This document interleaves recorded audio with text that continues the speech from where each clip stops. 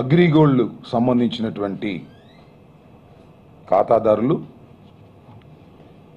బాధితులు అనేక మంది ఆత్మహత్యలు చేసుకునేటటువంటి పరిస్థితి రాష్ట్రంలో నెలకొని ఉన్నది. నిన్న గుంటూరు జిల్లా పిడుగురాళ్లలో అగ్నిగోల్డ్ బాధితురాలు మీరాభి ఆత్మహత్య ప్రయత్నం చేశారు. ఇవాళ తెల్లారేపాటికి ఆమె మరణించినట్టుగా కూడా ధృవీకరించారు. మరొక గుంటూరు జిల్లాకు చెందినటువంటి వెంకట నరసమ్మ మానసిక వేదనతో ఆమె మరణించింది. 60 సంవత్సరాల వృద్ధురాలు. ఆమె కూడా అగ్రిగోల్డ్లో డిపాజిట్ చేసినటువంటి మహిళ. సుమారుగా ఈ మధ్యకాలంలో రోజుకు ఒకరు ఆత్మహత్య చేసుకోవటం మనం పత్రికల్లో చూస్తున్నాం. అగ్రిగోల్డ్ సంక్షోభం చాలా పెద్ద సంక్షోభంగా మారింది. శాసనసభలో పోయిన మాసంలో అగ్రిగోల్డ్ మీద చంద్రబాబు నాయుడు గారు కొన్ని ప్రకటనలు చేశారు. దానిలో ప్రధానమైనది ఏమిటంటే అగ్రిగోల్డ్ బాధితులు ఎవరైతే ఆత్మహత్యలు చేసుకున్నారో వారి కుటుంబాలకు ముందుగా 3 లక్షలు ఇస్తామని ప్రకటించారు. తరువాత జగన్మోహన్ రెడ్డి గారు 10 లక్షలు కావాలి, 10 లక్షలు ఇస్తే తప్ప వారికి న్యాయం జరగదు అని డిమాండ్ చేసిన తర్వాత దాన్ని 5 లక్షలకు పెంచారు. అయితే ఇక్కడ బాధాకరమైనటువంటి విషయం, వైఎస్ఆర్ కాంగ్రెస్ పార్టీ కలవరపరుస్తున్నటువంటి అంశం ఏమిటంటే ఆ 5 లక్షల రూపాయలు చంద్రబాబు నాయుడు గారు ముఖ్యమంత్రి గారు శాసనసభలో ప్రకటించారు. కానీ నెల జరిగినప్పటికీ కూడా బాధితుల కుటుంబాలకు ఒక్కరికి కూడా 5 లక్షలు అందలేదు. ఇది చాలా బాధాకరమైనటువంటి అంశం. రోజుకు ఒకరు మరణించేటటువంటి పరిస్థితి ఒకవైపున వస్తుంటే ప్రకటించినటువంటి 5 లక్షల రూపాయలు కూడా వారికి చేరకపోవటం, వారి కుటుంబ సభ్యులకు చేరకపోవడాన్ని వైఎస్ఆర్ కాంగ్రెస్ పార్టీ తీవ్రంగా పరిగణిస్తూ ఉన్నది. మొత్తంగా ఈ సమస్య మీద వైఎస్ఆర్ కాంగ్రెస్ పార్టీ ప్రభుత్వం మీద తీవ్రమైన ఒత్తిడి తీసుకొచ్చేందుకు ఒక కార్యాచరణ రూపొందించుకోవాలనేటువంటి భావనతో మేమందరం ప్రధాన ప్రతిపక్షంగా మేమున్నాం. దానిలో మొదటి భాగంగా ఎవరైతే ఆత్మహత్యలు చేసుకొని మరణించారో వారి కుటుంబాలను మే మాసంలో స్థానికంగా ఉన్న జిల్లా నాయకత్వం నుంచి వెళ్ళి వారందరినీ పరామర్శించి వారికి అండగా ఉండేందుకు ప్రయత్నం చేసేటటువంటి ఒక కార్యాచరణ కార్యక్రమాన్ని మే మాసంలో నిర్వహించదలుచుకున్నాం. మొత్తంగా నాకు తెలిసి ఇప్పుడు 110 మందో ఇంకా పైచిలుకో లేదా మే మాసం వచ్చేసరికి మరింతగా పెరుగుతారేమో తెలియదు. వారన్ని కుటుంబాలకి వెళ్ళి అక్కడ ఉన్నటువంటి నాయకత్వం వెళ్ళి జిల్లాలో ఏ జిల్లాలో ఉంటే ఆ జిల్లా నాయకత్వం వైఎస్ఆర్ కాంగ్రెస్ పార్టీ నాయకత్వం వెళ్ళి వారిని పరామర్శించి వారి కుటుంబాలకు వైఎస్ఆర్ కాంగ్రెస్ పార్టీ అండగా ఉంటుంది, మీ సమస్య పరిష్కారం అయ్యేంత వరకు కూడా వైఎస్ఆర్ కాంగ్రెస్ పార్టీ పోరాడుతుంది, మీరు ధైర్యంగా ఉండండి అని చెప్పడమే కాకుండా మరొక విషయాన్ని కూడా అగ్రిగోల్డ్ బాధితులకు మీ ద్వారా విజ్ఞప్తి చేయదలుచుకున్నాం. ఇది చాలా జటిలమైన సమస్య. ఈ సమస్య పరిష్కారంలో రాష్ట్ర ప్రభుత్వం చిత్తశుద్ధిని ప్రకటన చేయడం లేదనేది మా అభిప్రాయం. చిత్తశుద్ధిగా వ్యవహరించకపోవడం వలనే మరింతగా ఈ సమస్య జటిలమవుతా ఉన్నది. అయినప్పటికీ కూడా మీరు అధైర్యపడవలసిన అవసరం లేదు. వైఎస్ఆర్ కాంగ్రెస్ పార్టీ తెలుగుదేశం పార్టీ ప్రభుత్వాన్ని మెడలు వంచైనా సరే ఈ సమస్యను సాధ్యమైనంత త్వరలో పరిష్కరించడానికి ప్రయత్నం చేస్తున్నది. దయచేసి మీరెవ్వరూ కూడా ఆత్మహత్యలు చేసుకునేటటువంటి ప్రయత్నం దయచేసి చేయవద్దని కూడా మనం చేస్తున్నాం. ఇంకొక అంశం ఏమిటంటే రాబోయే కాలంలో ఎన్నికలు కూడా 1 సంవత్సరం ముందుకు జరుగుతాయని పత్రికల్లో వస్తుంది. మరి అది ఎంతవరకు నిజమో తెలియదు. కానీ 1 సంవత్సరం కాలంలోనే మళ్ళీ ఎన్నికలు వచ్చే అవకాశం ఉంది, ప్రభుత్వాలు మారే అవకాశం ఉంది. తద్వారా మంచి రోజులు వస్తాయని మేము భావిస్తున్నాం. మంచి రోజులు వస్తే ప్రియారిటీ బేస్ మీద మొదటిగానే ఈ సమస్యను పరిష్కరించడానికి వైఎస్ఆర్ కాంగ్రెస్ పార్టీ సిద్ధంగా ఉన్నది. ఇన్నాళ్ళు భరించారు బాధల్ని, ఇక ఈ 1 సంవత్సరం పాటు భరించండి. ఒకవేళ తెలుగుదేశం పార్టీ ప్రభుత్వం కానీ సరైనటువంటి నిర్ణయం తీసుకోకపోతే మీరు కాస్త ఓర్పుగా నేర్పుగా ధైర్యంగా ఉంటే సమస్యను పరిష్కరించడానికి వైఎస్ఆర్ కాంగ్రెస్ పార్టీ ప్రయత్నం చేస్తుందని, దయచేసి ఎవ్వరూ కూడా దయచేసి ఆత్మహత్యలు చేసుకునేటటువంటి ప్రక్రియకి వెళ్ళవద్దని మనం చేస్తున్నాం. రెండో అంశం ఏమిటంటే, మే మాసంలో బాధితులైతే ఎవరైతే ఉన్నారో ఆ కుటుంబాలందరినీ పరామర్శించడంతో పాటుగా మే మాసం తరువాత 5 లక్షల రూపాయలు ఈ లోపల ఇవ్వకపోయినట్లయితే సీరియస్గా ఒక కార్యాచరణ కార్యక్రమాన్ని జూన్లో వైఎస్ఆర్ కాంగ్రెస్ పార్టీ నిర్ణయిస్తుందని కూడా మనం చేస్తున్నాం. ప్రభుత్వం మీద ఒత్తిడి పెంచేందుకు, పోరాటం చేసేందుకు వైఎస్ఆర్ కాంగ్రెస్ పార్టీ చిత్తశుద్ధిగా ఈ సమస్యను పరిష్కరించేందుకు వైఎస్ఆర్ కాంగ్రెస్ పార్టీ కార్యాచరణ రూపొందించుకొని ముందుకు వెళతాం.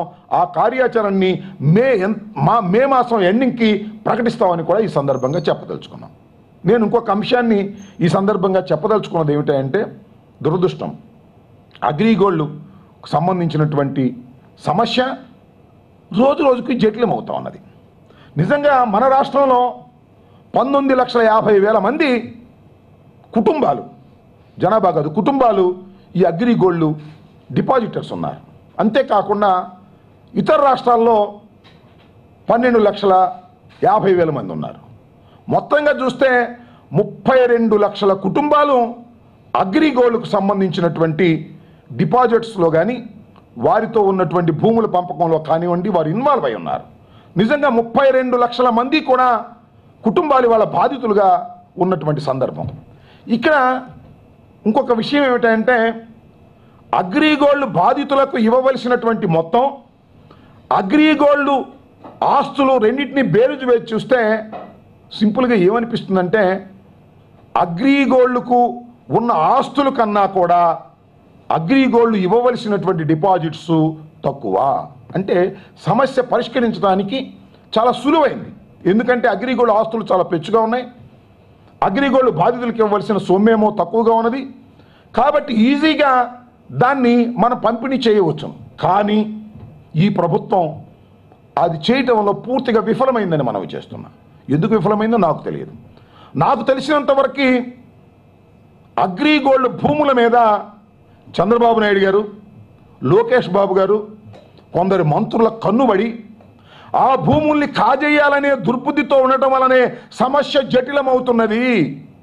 హాయ్లాండ్ లాంటి ఒక మంచి ఏరియాని, ఖరీదైన ఏరియాని అప్పళంగా తేరగా లోకేష్ బాబు గారు మింగేయాలని అనుకోవడం వలనే ఈ సమస్యలన్నీ వస్తున్నాయి.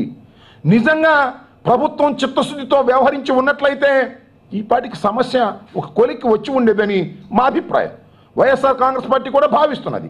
ఇంకొక అంశం ఏమిటంటే, 13,83,574 మంది డిపాజిటర్లకి, కుటుంబాలకి 1,182 కోట్ల రూపాయలు మొత్తాన్ని కడితే ఆల్మోస్ట్ 32 లక్షల మందిలో 14 లక్షల మంది సమస్య పరిష్కారం అయిపోతుంది, మొత్తంగా పోతుంది.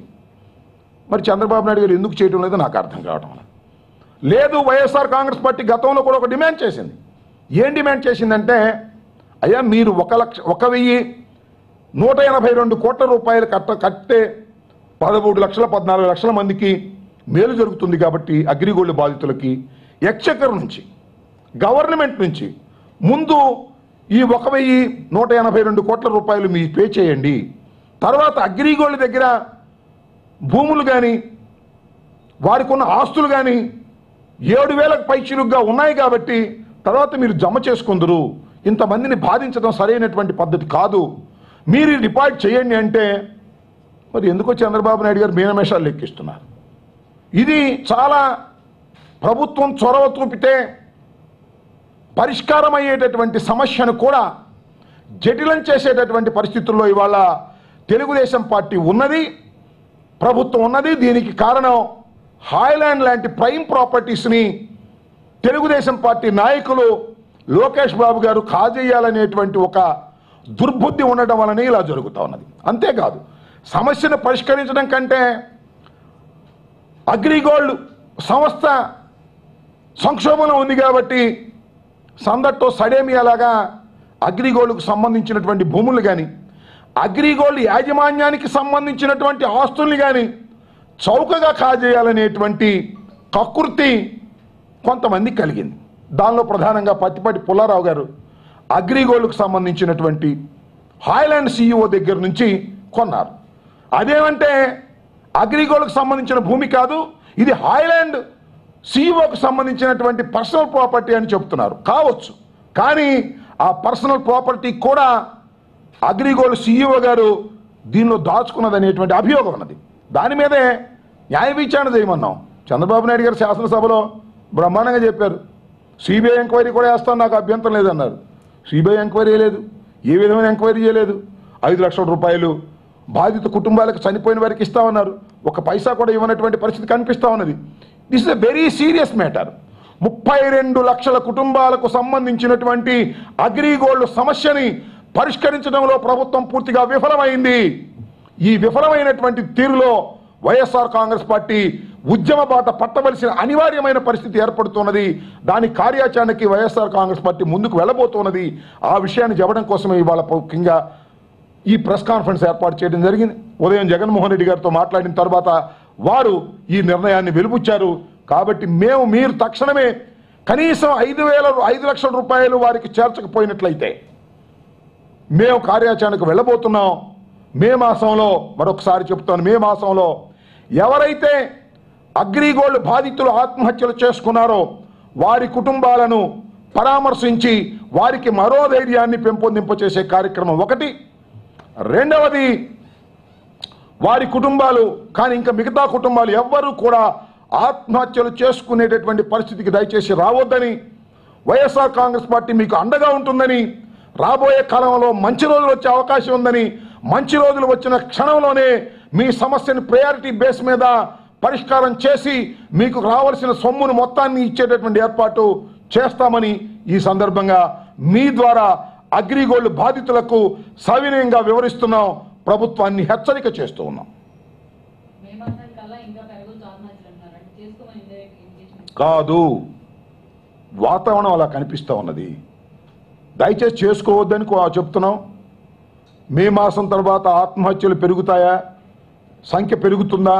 పెరగకూడదని కోరుకున్నాం. ఎవరు చనిపోకూడదని కోరుకున్నాం. వారందరూ కూడా విజ్ఞప్తి చేస్తున్నాం, ఎవరు మీరు ఆత్మహత్యలకు పాల్పడొద్దు. సమస్య పరిష్కారానికి వైఎస్ఆర్ కాంగ్రెస్ పార్టీ ముందుండి పోరాడుతుంది, మీ సమస్యను పరిష్కరిస్తుంది. కుదరకపోతే త్వరలోనే మంచి రోజులు వస్తాయి. మంచి రోజుల్లో మీ సమస్యను పరిష్కరించేందుకు జగన్మోహన్ రెడ్డి గారి నాయకత్వంలో YSR Congress party priority base మీద దాన్ని పరిష్కరిస్తుంది. తప్పనిసరిగా దాన్ని మేలో ప్రకటిస్తాం. ముందు ఈ 2 స్టెప్స్ అయిపోయిన తర్వాత దాన్ని కూడా మేము మీడియా ద్వారా ప్రకటన చేస్తాం.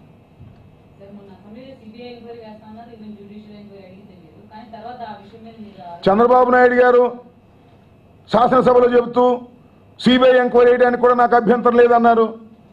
పత్తిపాటి పుల్లారావు గారు ఇష్యూ తేగానే దానికి దీనికి లంకి పెట్టి పిచ్చి ఆర్గ్యుమెంట్ పెట్టి నువ్వు రాజీనామా చేస్తావు అని సమస్యను వదిలేసి జటిలం చేసి తప్పుకుపోయేటటువంటి ప్రయత్నం చేశారు. ఇది చాలా దుర్మార్గమైనటువంటి ఆలోచన. చంద్రబాబు నాయుడు గారు దుర్మార్గమైన ఆలోచన చేస్తున్నారు. 5 లక్షల రూపాయలు ఇస్తా అన్న చంద్రబాబు నాయుడు గారు ఎందుకు 5 లక్షలు ఇవ్వలేదు ఇంతవరకు? తక్షణమే 5 లక్షల రూపాయలు బాధిత కుటుంబాలకి తక్షణం ఇవ్వాలి. ఇవ్వకపోతే మాత్రం మేము మరింత కార్యాచరణకు ముందుకు వెళ్తాం.